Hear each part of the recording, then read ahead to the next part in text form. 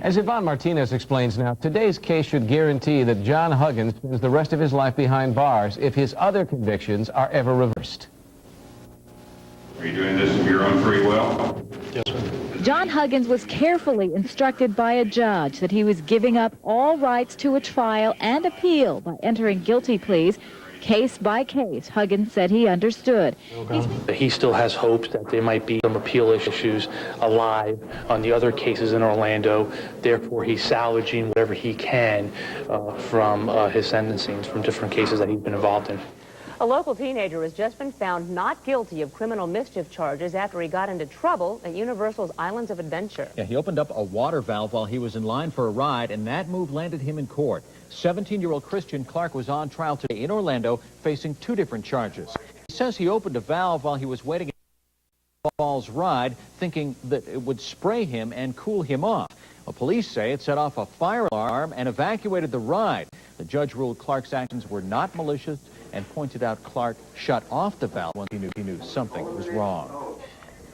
An Air Force airman is cleared tonight of charges that he went too far in an exotic dance club. Last December, Brevard County sheriffs raided the Showgirls Cabaret in Palm Shores. An undercover videotape of lewd acts triggered that raid.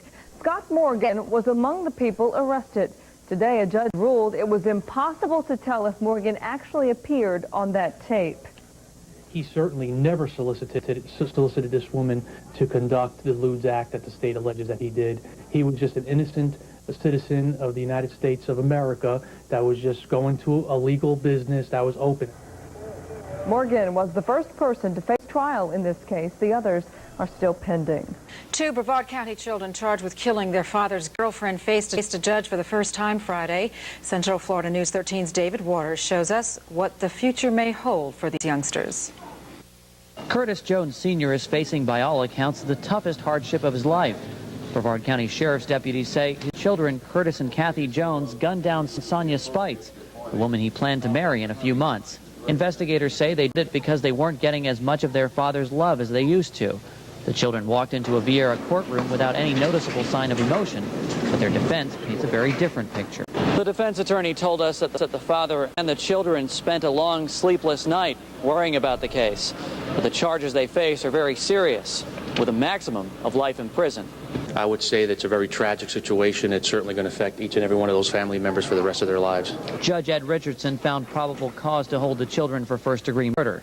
The state attorney's office hopes to file a motion to have the children charged as adults. 12-year-old boy and 13-year-old girl are in a different world. Instead of playing with other children or spending time with their family, they're both being held separately in the juvenile detention center and can only talk to their defense attorney. In Brevard County, David Waters, Central Florida News 13. If the children are tried and convicted as juveniles, they could face as little as 1 year behind bars. If they're convicted as adults, they could spend the rest of their lives in prison. Both children will appear in court again on January 19th. They certainly can be direct filed and prosecuted as adults within the law. I certainly, as their attorney, would feel that I wouldn't want to see it. Even the most experienced prosecutors and cops are trying to figure out what to do with these kids. In court, the lawyer Curtis Jones asked if he could remove an order that forbid the boy from sleeping in the same room as the other kids at the juvenile detention center.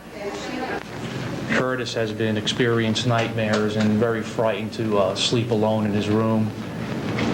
He's contacted me and asked me if I can make arrangements so that he can have a roommate. The judge granted the request, although Curtis can still not see his sister in juvenile detention. The case will go before the grand jury next week. They could decide whether or not the children should be tried as adults. Defense lawyers say neither the children's parents nor the parents of the victim want the children tried as adults. Children in this situation need counseling. They need they need an opportunity to be rehabilitated because they do not have the ability to and experiences to make adult decisions, and that's why we have a juvenile court system. But prosecutors say the children need to be dealt with seriously, and in cases like this one, the juvenile system doesn't allow enough time to make a meaningful impact. A money-making scheme on Patrick Air Force Base has this woman facing a court-martial. The exclusive story is next. Bob? Grace, the accused is a technical sergeant with 45th Civil Engineering Squadron. She's charged with helping to cheat dozens of military and non-military people out of thousands of dollars. It's alleged that she did it with an illegal pyramid scheme right here on base. The Air Force alleges Technical Sergeant Jeanette Ramos invited people to her on-base home and recruited them into the local chapter of an investors club.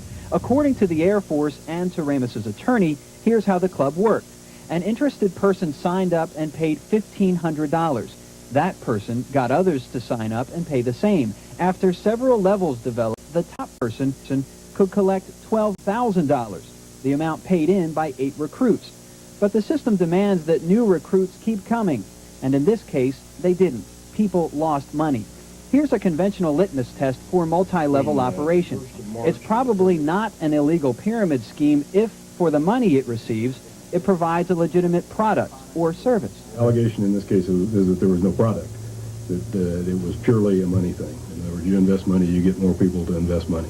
Ramos is charged with 2 military crimes: conducting business in her base housing and damaging the good order and discipline of the military. It's alleged her victims numbered 30 to 40 people. Ramos's civilian attorney doesn't argue that she was in the group, but he says she too is a victim. And our contention is that she was a victim just like anybody else that was involved in this investment club that turned out to be a pyramid scheme. And we're the opinion that she's the fall person, and they're looking for a scapegoat, and she's the one that they have chosen. Ramos's attorney says that his client doesn't deserve to take the fall for this. One reason, he says, his client is trying to use her money to pay back people who lost money in the club. Another reason, he says, she didn't start the pyramid. He says it was started by others in Miami, and they continue to operate. Now, closing arguments are set to begin tomorrow in this court-martial. If she is found guilty, she could face what's called a bad conduct discharge and 6 months at Leavenworth.